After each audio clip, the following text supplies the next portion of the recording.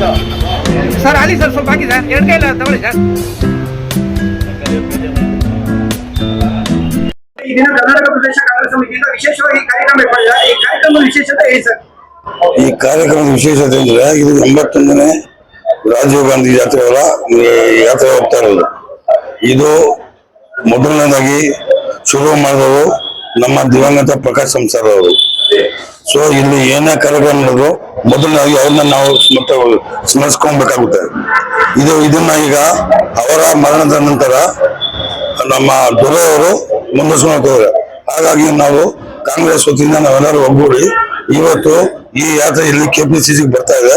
ಇದನ್ನ ನಾವು ವಿಜೃಂಭಣೆ ಬರಮಾಡಿಕೊಂಡು ಇಲ್ಲಿಂದ ಡೆಲ್ಲಿವರೆಗೂ ಕಳಿಸ್ಕೊಡ್ತೀವಿ.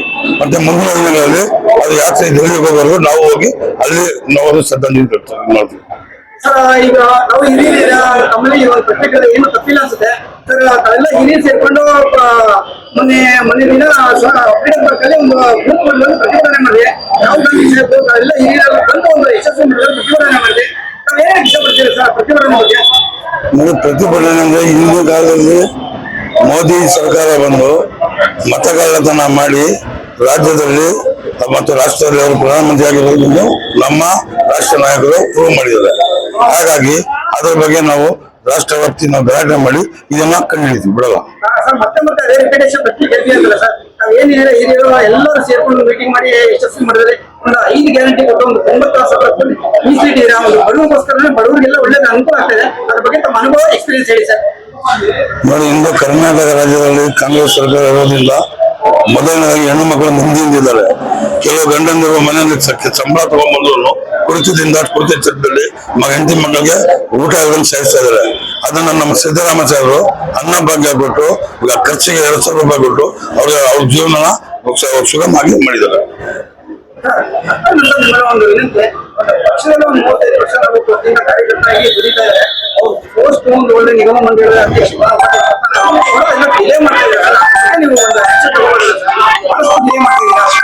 ನೋಡಿ, ಈಗ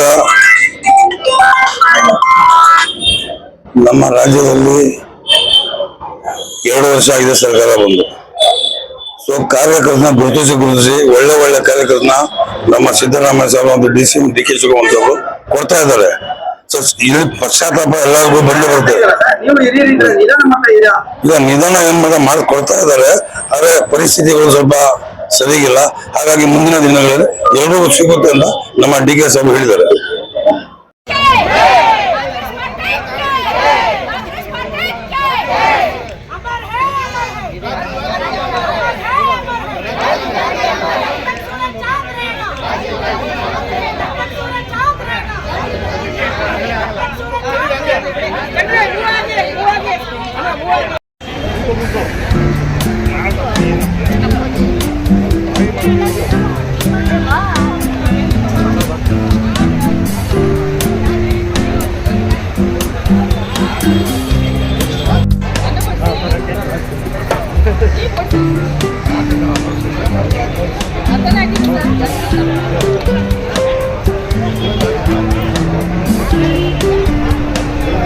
ಸರ್ ಸ್ವಲ್ಪ ಬಡ್ಸಿ ಸರ್, ಸ್ವಲ್ಪ ಬಡ್ಸಿ ಸರ್.